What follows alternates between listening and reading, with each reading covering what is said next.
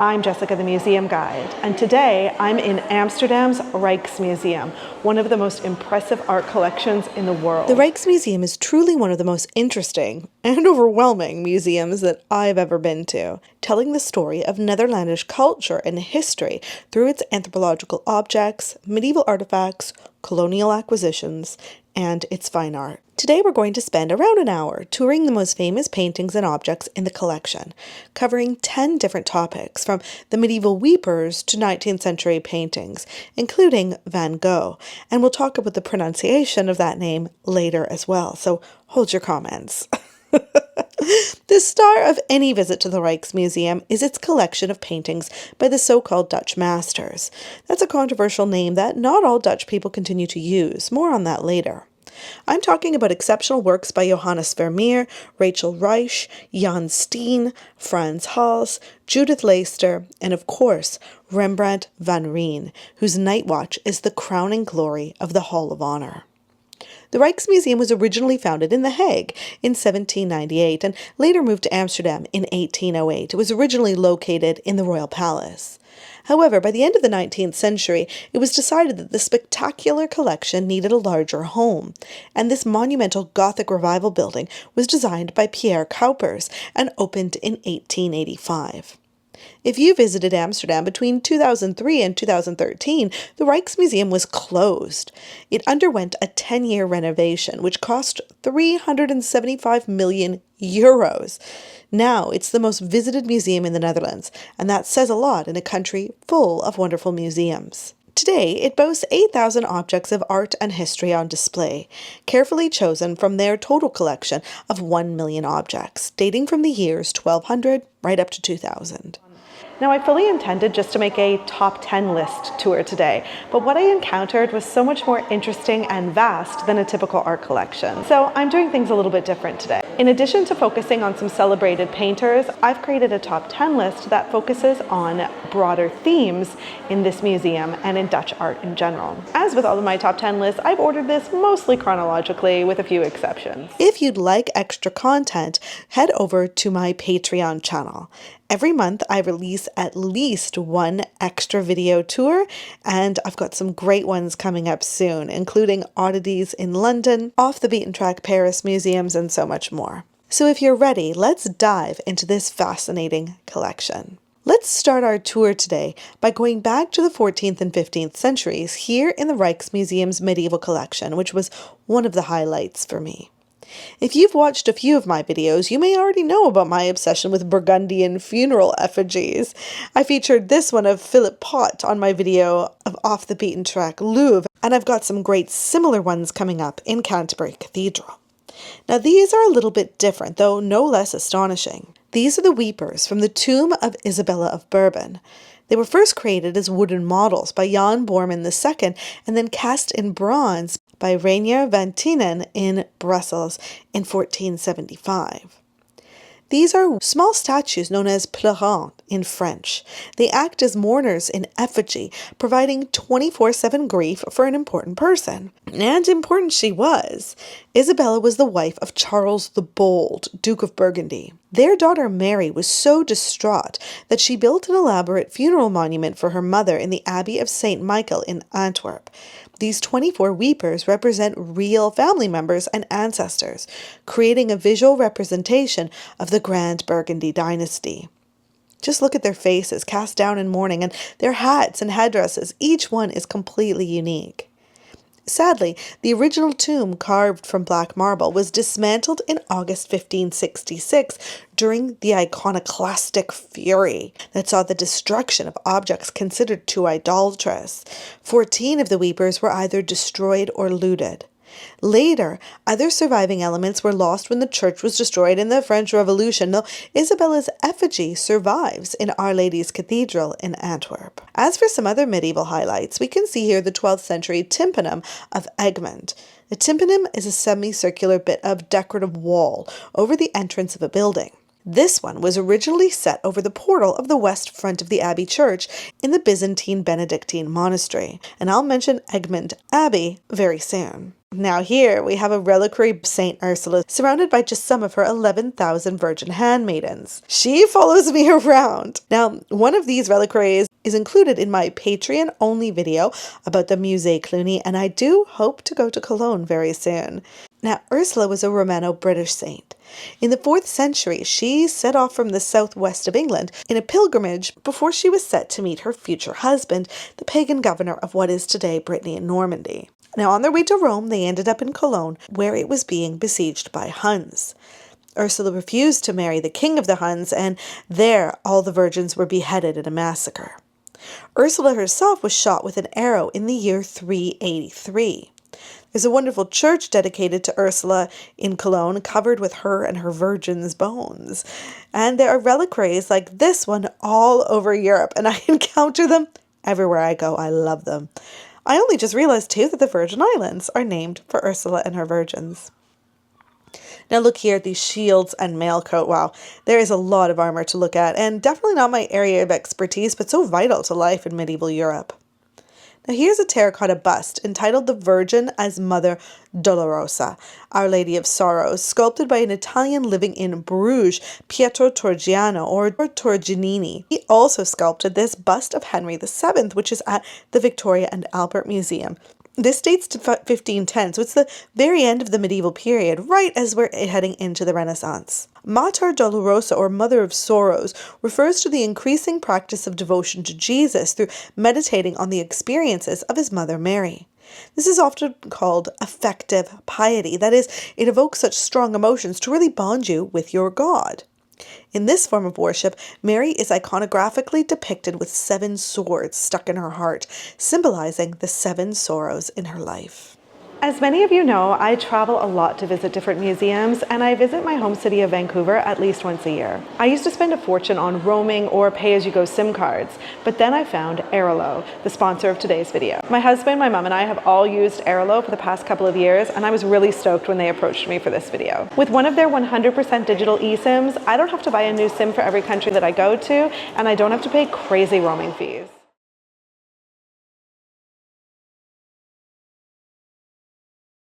You can use an eSIM from Airalo by downloading their app and installing a digital data pack that fits your travel to more than 200 different countries and regions. Here you can see I'm checking out some options for my mom when she visits the UK, and I'm checking out some options for when I go to Canada. You'll be instantly connected the second you land, ready to get online and save a ton of money. Airalo is trusted by more than 20 million people around the world. It's very affordable, and it lets you keep your original phone number. What's better than that? Install Airalo today so you can stay connected wherever you travel.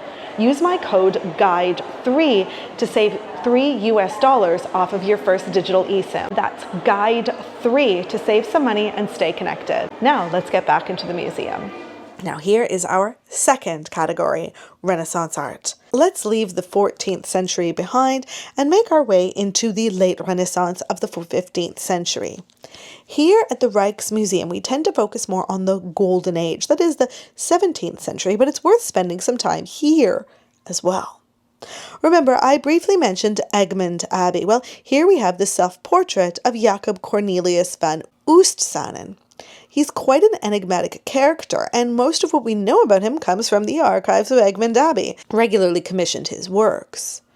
Van Oostsanen really helped to shape the aesthetic of the late Northern Renaissance. I know he looks a little schlumpy here, but this painting is very important. We know of about 200 known woodcuts and 27 paintings by Van Oostsanen, and he starts out as a typical Gothic draftsman. However, as time goes by, he really developed his own sense of style. This was long thought to be the earliest self-portrait of an artist in the northern Netherlands. He looks directly at us, with the date and his initials on the wall behind him. Some think that this means he realized his own unique role in the artistic process. He was no longer just a painter for hire, and that concept would go on to become incredibly influential. That said, some people think that this one was actually done by his son, Dirk Jacobs. Here's another one that Dirk did about 20 years later for reference. Now here's another important Dutch Renaissance artist, Lucas van Leyden, a former child prodigy. He too started as an engraver and was one of the first Dutch painters of genre subjects, that is, day-to-day life. We come back to that again in the 17th century with Vermeer. Wow, just look at this Van Leyden triptych, and triptych means 3 panels. This is one of the most famous and beautiful pieces of religious art ever produced, and we can see the Italian influence in the vibrant colors. The work shows us the Israelites worshipping the golden calf statue instead of God. And Van Leyden sets the scene in a continuous landscape, warning us about the debauchery of faithlessness. This is not a typical biblical narrative in Renaissance art. Van Leyden's choice here might be connected to the rise of Protestantism, with its strong aversion to the Roman Catholic veneration of religious images. He might be saying, "Hey, all of you old-fashioned Catholics, this is what I think of you." Number 3 on our list today are these breathtaking dollhouses made for the Dutch noblewoman Petronella Ortman, as well as dolls' houses made for Petronella Dunois. That's a popular name, Petronella, in the late 17th century. Here is Dunois in a portrait by Nicolaus Mies. They are perfect little replicas of canal houses and famously cost 20 to 30,000 florins. That was the same amount as buying a new canal house. Those were the most expensive in Amsterdam. These people really had money to spare. While they are all very special, let's focus on this one here, the grandest of them all. I love this little staircase constructed so that we can get right up close. This is at the same time as men all across Europe are creating elaborate cabinets of curiosity, which I detail in my video on the strangest things in the Victoria and Albert Museum. Dolls' houses like these served the same purpose as a cabinet of curiosity. While any child would love to play with them, they weren't actually toys at all. They were objets d'art, objects of art, made to show off one's wealth and privilege. In fact, men even created their own kinds of cabinet dollhouse hybrids, like the one you can see here. We don't know who owned this one, but it could have belonged to someone like Petronella Dunois' husband. Look, they have every detail you can think of, all crafted from authentic materials made exactly to scale. Look here at the Dunois dollhouse. The luxurious tapestries on the walls and the art, even the little stoneware jugs on the mantel.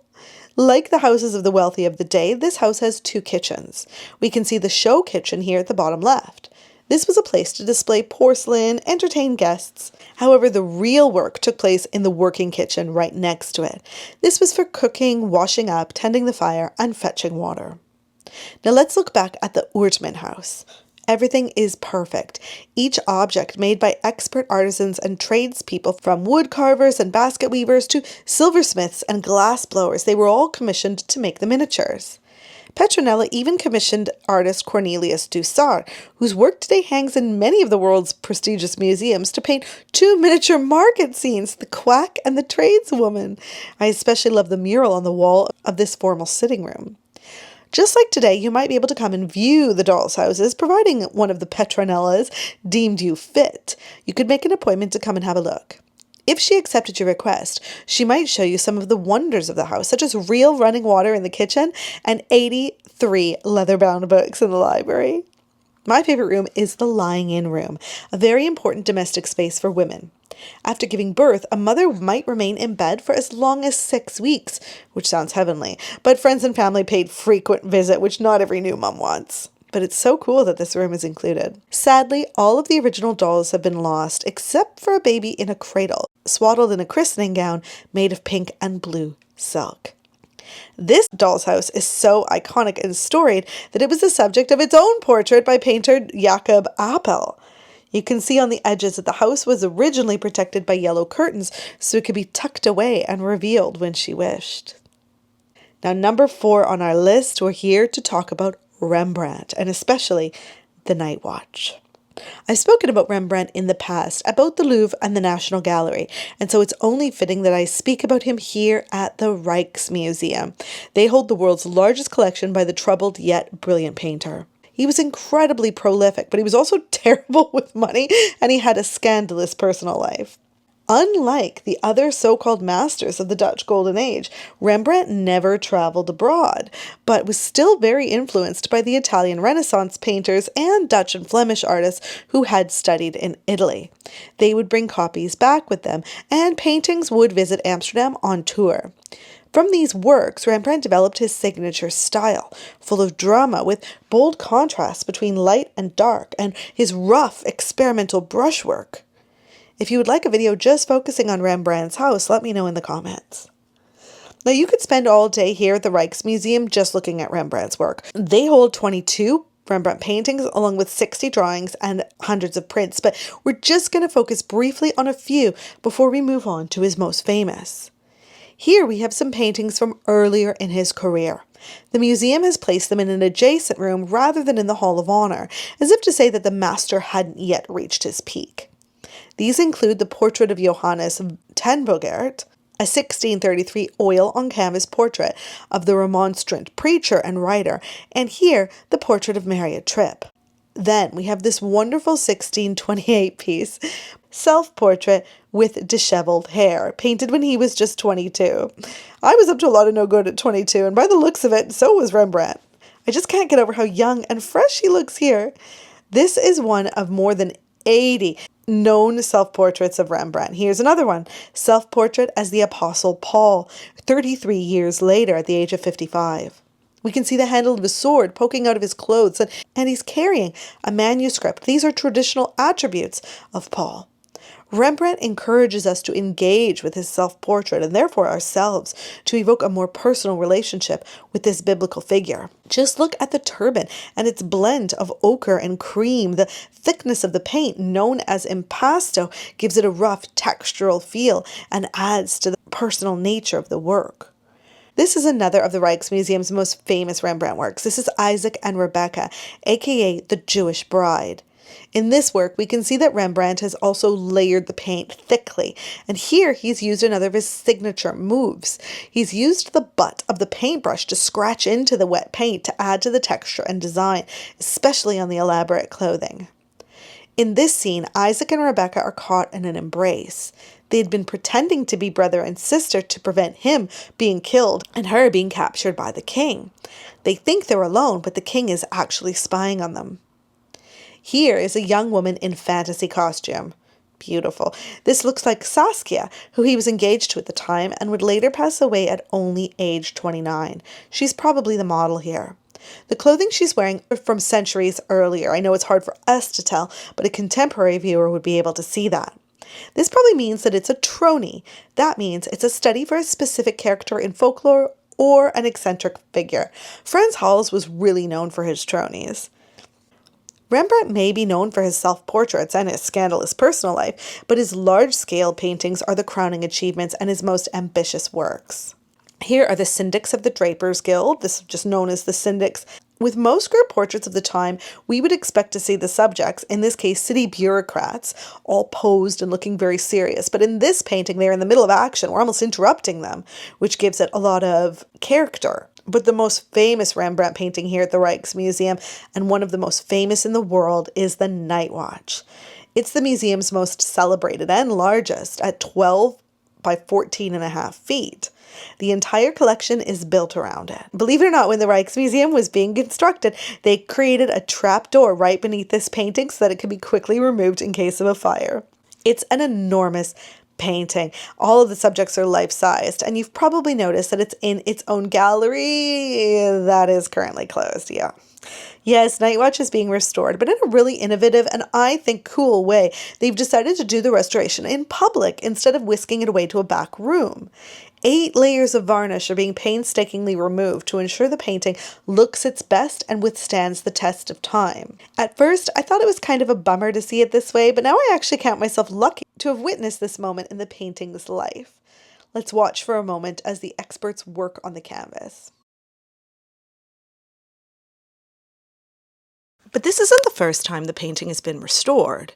See, its real name that Rembrandt gave it is actually the Militia Company of District 2 under the command of Captain Frans Banning Gogh.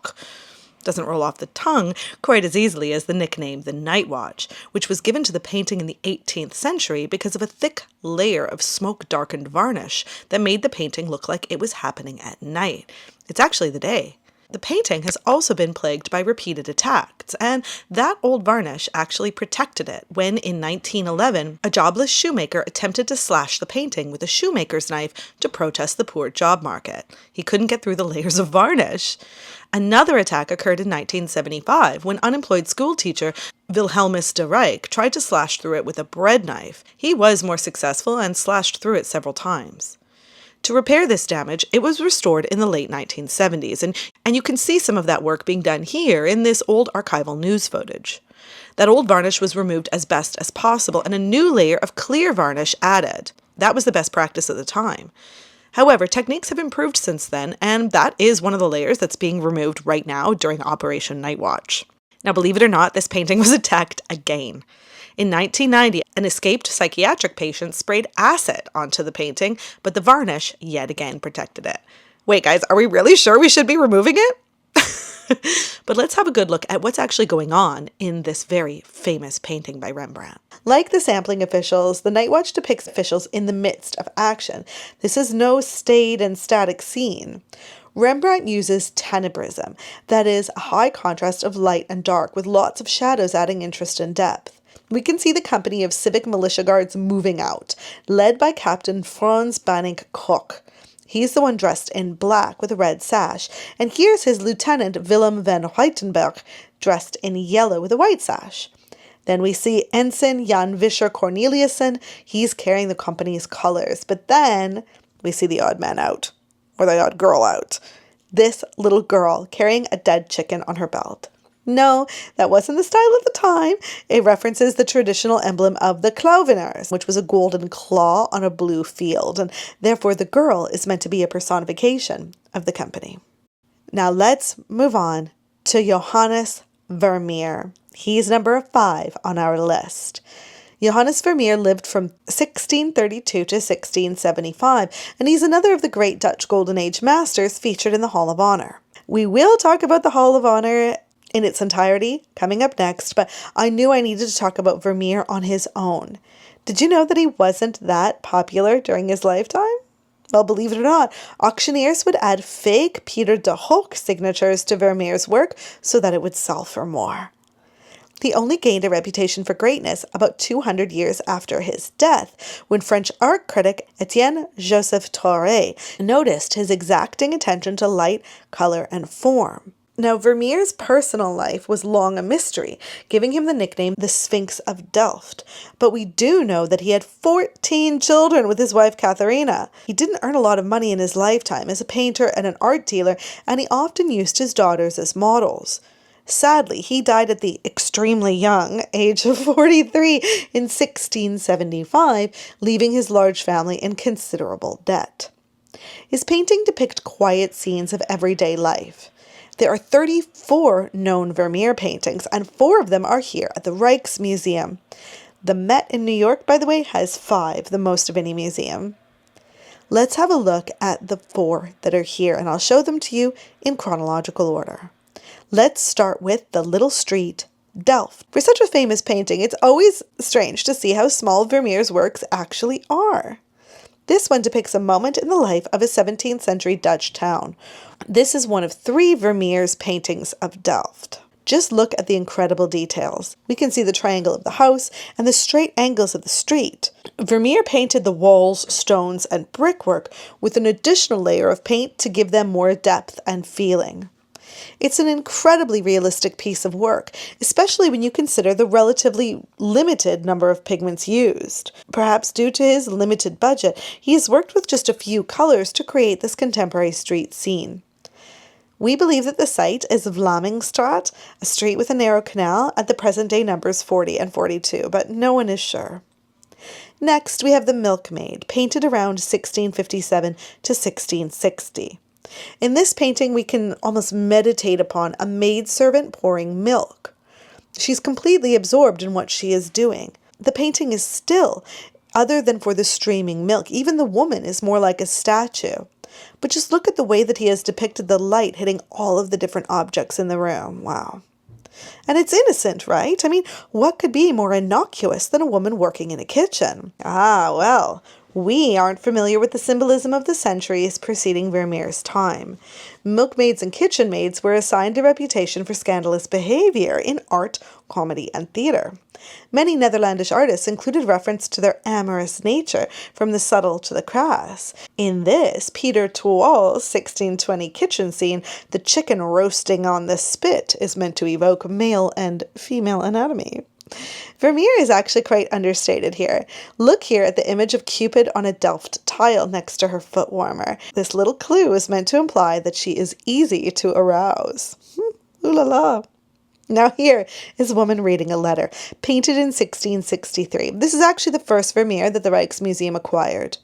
We can see this woman in blue standing in front of a window, which is not actually in the painting, but we can see and even feel the light streaming in from outdoors.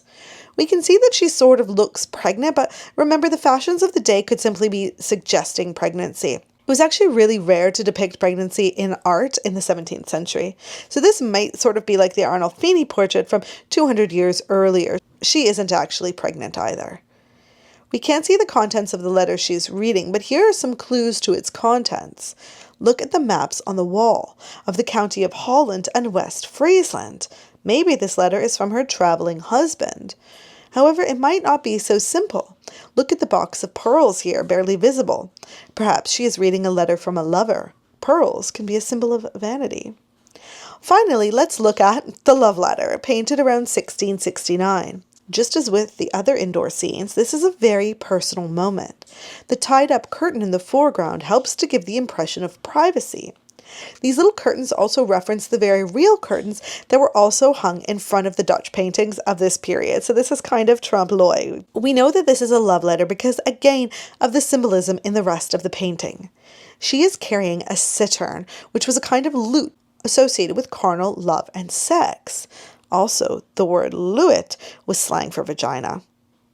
Look here at the slippers. The removed slipper was another allusion to sex. These paintings are far raunchier than you might think. The floor brush representing domestic tasks shows that housework has been pushed aside, at least for now. Shockingly, this painting was actually stolen. On September 23rd, 1971, it was stolen from the Center for Fine Arts in Brussels, where it was on loan. A certain Mario Pierre Romans, just 21 years old, had locked himself in an electrical closet until the museum was closed. He then tried to escape from the window, but he couldn't fit this frame through, so he cut the canvas from the frame with a potato peeler. He then rolled the canvas up and hid it in his pocket and later buried it in a forest. When it rained that night, he had second thoughts and ran to save it, hiding it in his pillowcase. After blindfolding a reporter and driving him to a church to show him the painting, he tried to arrange a payment of 200 million Belgian francs to give to famine-stricken Bengali refugees in East Pakistan. That's actually quite noble, but he was arrested before any such payment was made. All right, on to number 6 on our list. And we're talking about the Gallery of Honor. In general, we've spent some time talking specifically about Vermeer and Rembrandt because they're just so important, but let's spend a little bit more time here. The gallery has been designed to show us the most famous works from the mid-17th century, known as the Dutch Golden Age. This was a period of time between the 1580s and the 1670s, marked by unprecedented wealth, power, and cultural achievements. They had a thriving economy, advancements in art and science, and a dominant role in global trade and colonization, which we're going to come back to later on our tour. I want to note that not all scholars and museums are continuing to use the term Dutch Golden Age. The Amsterdam Museum, for instance, has stopped using it because it ignores the brutalities of the period, such as the poverty, war, forced labor, slavery, and human trafficking that the Dutch Republic inflicted on other parts of the world. It has been estimated that the Dutch traded as many 600,000 African enslaved people over 2 centuries and many Asian slaves as well. For the purpose of this video and for clarity, I will continue to use the term Dutch Golden Age and Dutch Masters, but I wanted to mention this important debate. It's worth thinking about. Scanning the Gallery of Honor, we can see that at its apex is the Night Watch Gallery, which we've already spoken about, and each of the side alcoves is filled with masterpieces by the great artists of the 17th century, giving us a layout actually like a Gothic cathedral, and Cowper's did that intentionally. I also want to note that these paintings by Frans Hals are normally here in the Gallery of Honor, like this, the portrait of Marita Kleiser-Voort. Frans Hals is an artist that could have had his own entry like Vermeer or Rembrandt on my video tour. However, on my visit, there was only one Frans Hals in the entire museum from earlier in his career, and none were here in the Gallery of Honor. That's because they were all on display as part of a blockbuster show that was first shown at the National Gallery and then here at the Rijksmuseum, and the paintings had not been rehung when I was here a few months ago. I did make a YouTube short about the Frans Hals exhibit. That's on my page if you want to have a brief look at the kinds of paintings that would be here. Now let's have a look here at one of my favorite painters of the Dutch Golden Age, Judith Leyster. Now she's just one of 24 women whose work hangs in the Rijksmuseum. However, for over 250 years, Leyster's works were falsely attributed to Frans Hals or to her husband Jan Molnar. Though she was well known and well regarded in her lifetime, she was almost completely forgotten after her death. Thankfully, she was rediscovered in the 19th century. This is one of 7 paintings that was properly attributed to her in 1893, and she's once again receiving the attention she deserves. Just look at the masterful way that the light hits the musician from the left-hand side. It's really marvelous. And this is a tronie, essentially, a heightened depiction of a character. Now, this is certainly one of the most striking pieces in the entire Rijksmuseum. This is Jan Asselyn's Threatened Swan, painted in 1650. We can see the angry swan defending itself and its nest from a dog, whose face we can just see popping up in the corner. While Asselyn may have just been painting the scene for its own sake, it later came to symbolize the Dutch statesman Johan de Witt, who was assassinated in 1672, protecting the Netherlands from its enemies. Now here's another very famous Dutch painter, Jan Steen, a contemporary of Vermeer, but unlike Vermeer, he didn't shy away from life's imperfections and messy situations, and he uses them to make political statements. He was actually a lot like the Dutch version of Hogarth, a century later in England. His vibrant depictions of regular people are a joy to see, and here we have a family at home on December 5th, the feast of St. Nicholas, or Sinterklaas, the most beloved holiday in the Netherlands. Just look at the detail. We can see this bread basket in the foreground spilling over with crackers and nuts to suggest the abundance of the day. This is actually one of 2 versions of this painting.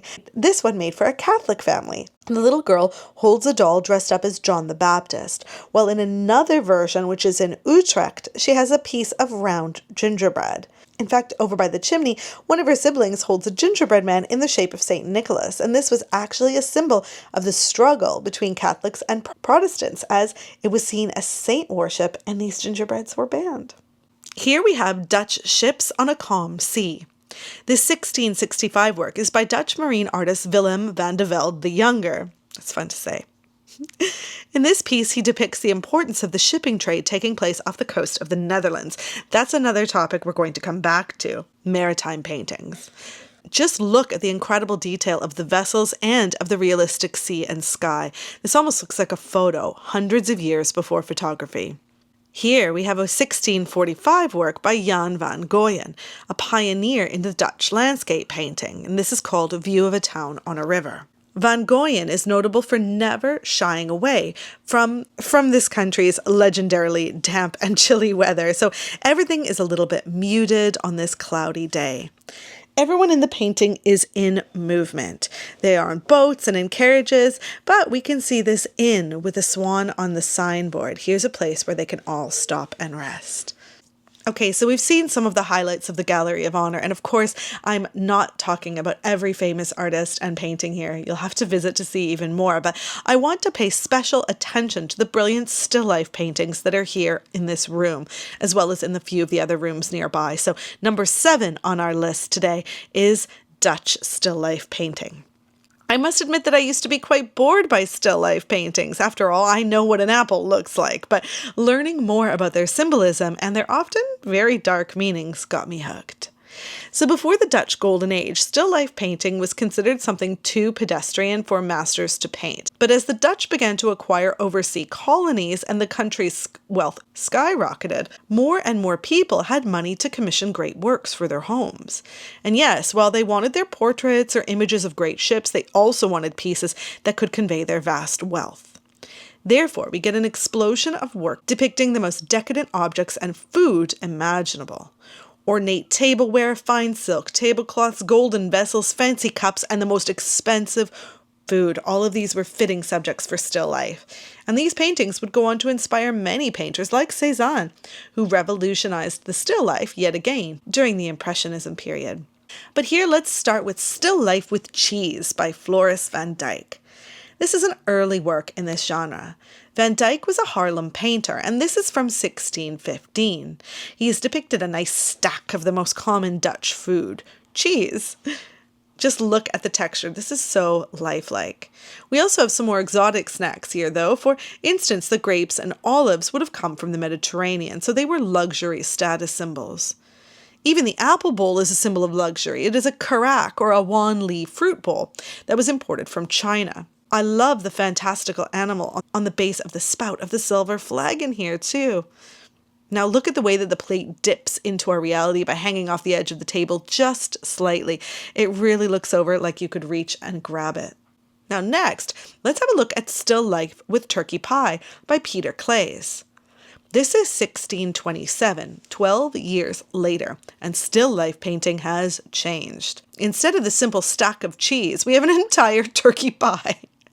Remember, this is the early 17th century, and so the New World is a recent endeavor. Turkey comes from North America, and so this is an additional way to demonstrate not only sheer wealth, but also an exotic food. We can also see some oysters, which were native and common, but here are olives and grapes, and these came from the Mediterranean. And even more exotic, we have this plate of salt and spices. Perhaps this is pepper wrapped in a little paper cone. Just remember how expensive this would have been. Pay special attention to the reflections and how Claes plays with the light. Look here in the silver urn, and you can see the reflection of the table, as well as the window on the opposite wall. I mean, it's staggering. There's also a nautilus shell here, and these were very common in men's cabinets of curiosity, and this one is very elaborately decorated to display wealth. Okay, now let's jump into the future again, 17 years later, and now things are really lavish and over the top when it comes to still life painting. Okay, this one isn't actually in the Gallery of Honor, but it's in one of the side rooms, and I just couldn't resist including it. This is called Still Life at a Banquet, and it's by Adrian van Utrecht, a Flemish painter who decided to just throw the kitchen sink almost literally at this canvas. We have lavish Chinese tableware and ornate cut glass, all kinds of fruit, almost embarrassingly enormous lobster on a Chinese plate, a huge pie cut open to reveal its decadent filling, and if you thought there were grapes in the other painting, I mean, you ain't seen nothing yet. Just look at all of them, a staggering amount of grapes. There's a decorated conch shell, like that nautilus, bottles of alcohol, musical instruments, and of course, not only a small lapdog, but a monkey. Remember, so much of this was only made possible by the rapidly expanding Dutch Empire and the access to spices and monkeys. One last thing. Let's have a look here at this half-peeled lemon. Believe it or not, this is actually a symbol of death called a vanitas.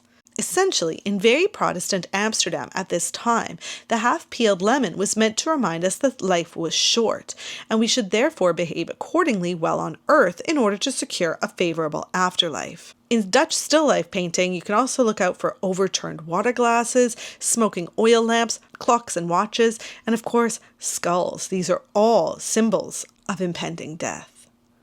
I want to mention one more still life in this category before we move on. We're back in the Gallery of Honor, and this is Still Life with Flowers in a Glass Vase by Rachel Reich. Rachel Reich was, shockingly, a woman. She was actually one of the most commercially successful still life painters in 17th century Netherlands, and she attracted wealthy clients who were willing to pay her very handsomely. She was actually appointed as the court painter by the Elector of the Palatinate, a German principality, so she had the respect of the highest in government and society. Now, this is fascinating, especially when you consider that she not only continued to work after marriage, which was unusual, but that she worked even as she had 10 children, signing her own names to her works.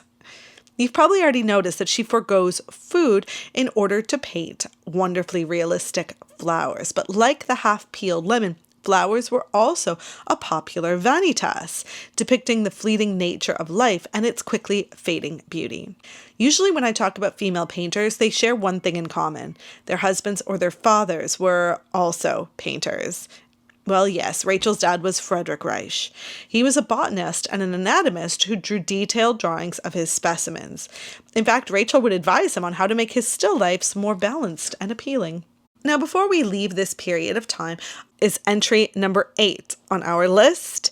These are some other paintings of the Dutch Golden Age that aren't in the Gallery of Honor, but that are certainly well worth having a look at.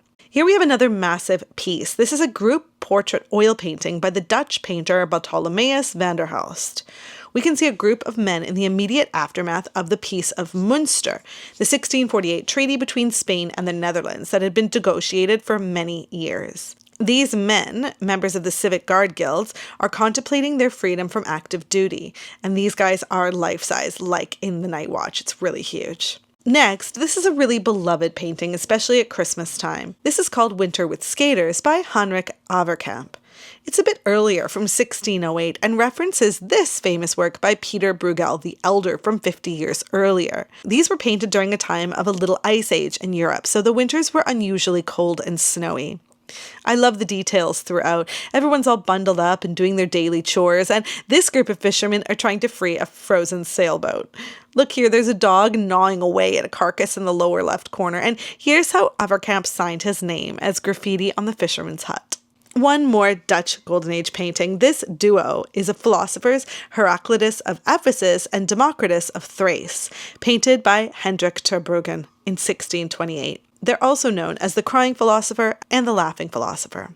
While Heraclitus is old and melancholy, Democritus is young and hedonistic. This is supposed to convey that humanity's foibles are inevitable. It doesn't matter whether you laugh or cry. All right, number 9 on our list. It ties a lot of the things that we've been talking about together. This is maritime themes and colonization. So, like the UK where I live and Vancouver where I'm from, the importance of maritime history in the Netherlands cannot be overstated. This is a seafaring nation with a long and storied past of exploration and naval power, leading to the colonization of many other coastal regions and islands around the world.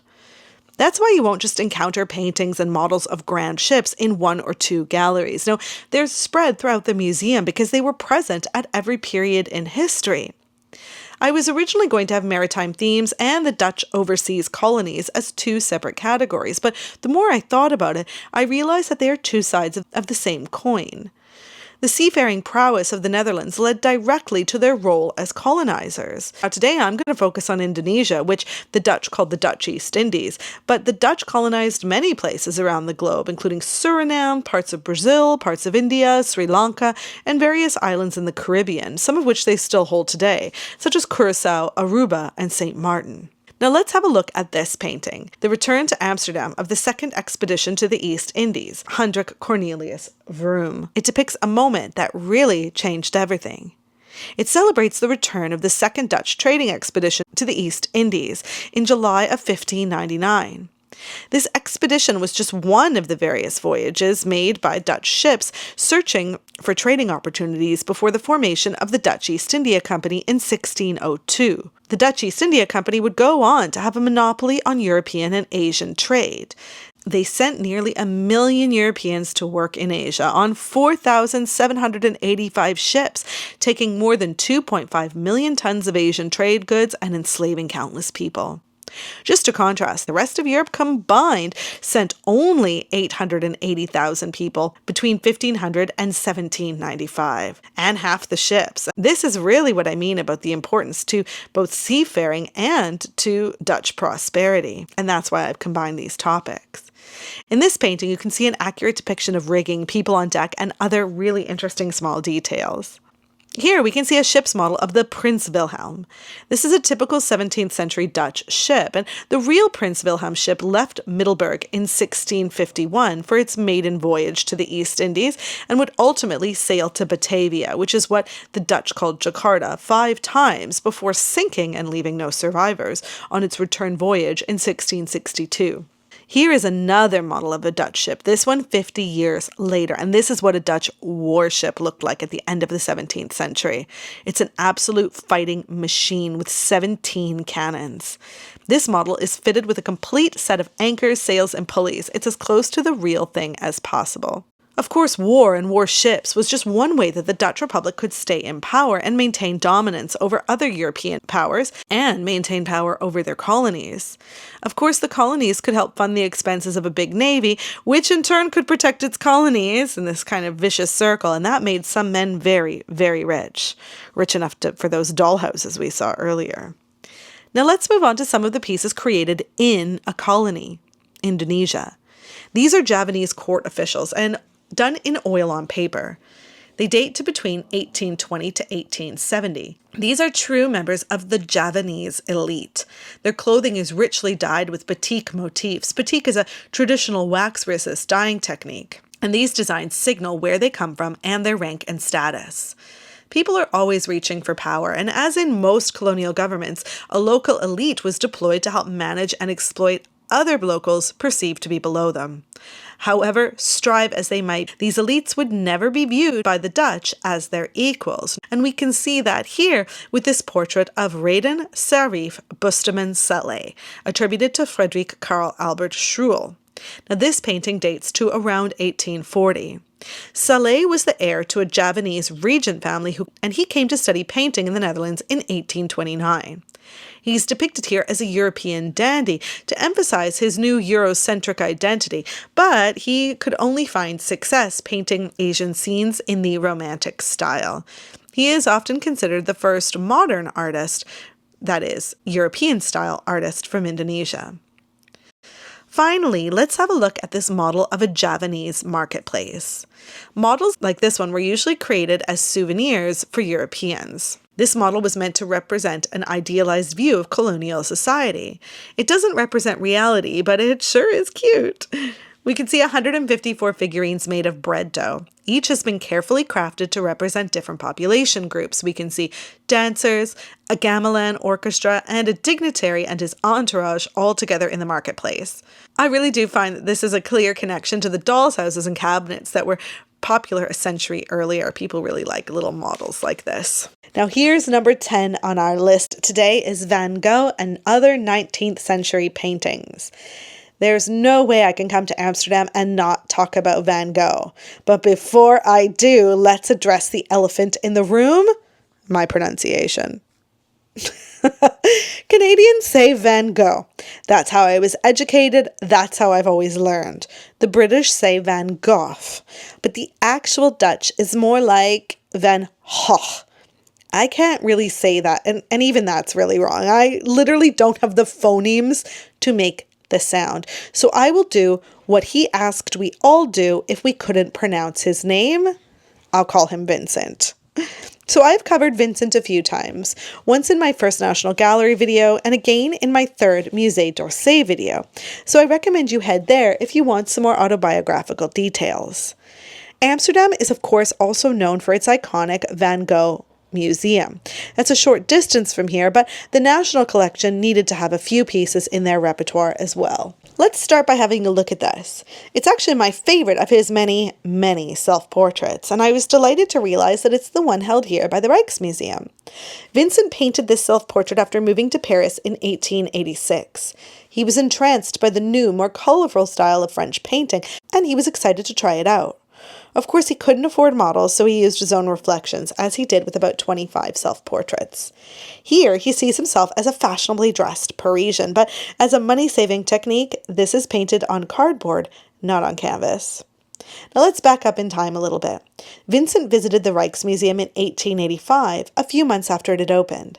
Before his afternoon here, he was feeling inspired, and he stopped and painted this view of Amsterdam from the central station. Even though the paint was still wet, he brought it here with him. He then viewed Rembrandt's The Jewish Bride, and he was gobsmacked, writing, "I would gladly give up 10 years of my life to sit in front of the painting for 2 weeks, eating only a stale crust of bread." I just think about how he would be absolutely blown away by the fact that this work, painted while waiting for a friend at the station, now hangs in the same building. And in fact, it is more visited than that famous Rembrandt painting. I mean, it really does give us all inspiration. Now back to Paris and his work from 1887. This is Riverbank with trees. But soon he grew weary of the big city and he left for Arles. I think many of us associate these warm, summery colors with the artist. He painted many views of wheat fields there, including this one called simply Wheatfield. Now, if you'd like me to do the Van Gogh Museum, please let me know in the comments section below. So now that we're here on the first floor, let's talk about a few other 19th century artists. How about another that captures the essence of this magnificent city? This is the single bridge at the Palacestraat in Amsterdam, an oil painting by George Henrik Breitner in 1896 or 1898.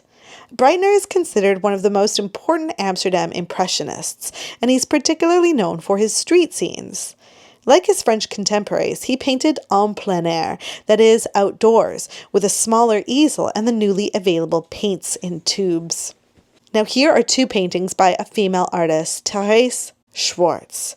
She was a Dutch portrait artist, and carrying on in the tradition I said earlier, her father was a painter. He was Johann Georg Schwartz, who actually grew up in Philadelphia and trained in Dusseldorf. She would go on to live and work in Paris, which was rather unheard of for a young Dutch woman, so they were a very international family. This is portrait of a young woman with Puck the dog, and of course I have to include the dog painting. The model is wearing fine Italian clothing in her atelier in Paris. Schwartz would go on to become the most sought-after portraitist of 19th century Dutch high society. Everyone wanted one of her works. However, with Portrait of Lizzie Ansing, she depicts her niece and fellow artist. You can see the tenderness in her work, but also the bold choices. Look at the strong contrast between light and dark, and the bright red accent on Lizzie's green clothing. Together, this really creates a captivating portrait. For our final painting of the tour, we're heading back to the beginning of the 19th century. Goya wasn't a contemporary of Vincent's or the others we've seen, but I struggled to find a place to slot him in otherwise. He's widely regarded as the most important Spanish painter of the late 18th and early 19th centuries. This is the portrait of Don Ramon Satué, who was a judge. Now, while it might seem like a typical portrait at first glance, it was actually painted just after the Peninsular War, at a time when Spain was temporarily occupied by the French. The painting has been X-rayed, which revealed that the portrait was actually painted on top of another one, of a French official, maybe even Joseph Bonaparte, Napoleon's brother, who was briefly installed as King of Spain. However, experts believe that Goya likely painted over the original portrait in order to hide his former allegiance to the French when the Spanish regained control. Well, that's the end of our tour. I hope that you've enjoyed walking through Dutch history, learning about some of the most famous paintings on the planet, and seeing fascinating objects of art. I'll see you the next time I'm at the museum.